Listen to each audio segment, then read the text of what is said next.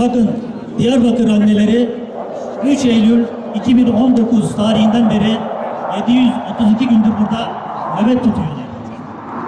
Diyarbakır annelerin nöbet tuttuğu tarihten itibaren PKK terör örgütüne katılım sayısı 214'tür.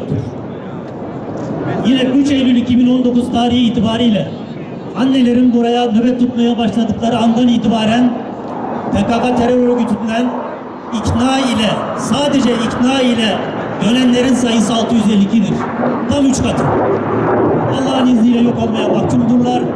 En kısa sürede bu iradeyle yok olacaklardır. Diyarbakır annelerinin ikinci yıl dönümünü, ikinci yılını bitirip üçüncü yılına başladıkları o muazzam, anlamlı,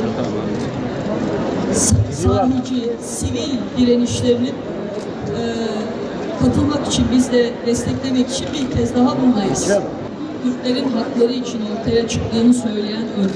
Evet, Kürtlerin hakları için ortaya çıktığını söyleyen ve özellikle son 35 yıldır, 87'den beri aralıksız terör faaliyeti gerçekleştiren örgüt aslında ilk eylemlerini de buradan, bu bölgeden başladı. Yani haklarını savunduğunu söylediği, iddia ettiği insanları öldürerek başladı.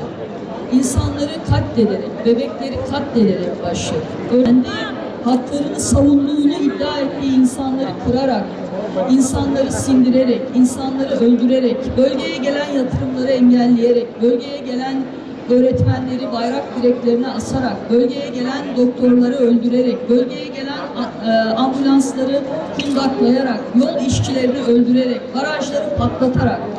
Dolayısıyla bütün bu süreç içerisinde, 35 yıl içerisinde hem insan öldürerek, bölgenin insanını öldürerek, hem bölgenin insanına gelen yatırımı, desteği, hizmeti yok ederek, sindirdiği, baskı altına aldığı ve bir şekilde kontrol ettiği bölge insanının en anlamlı direnişi de yine buradan başlar.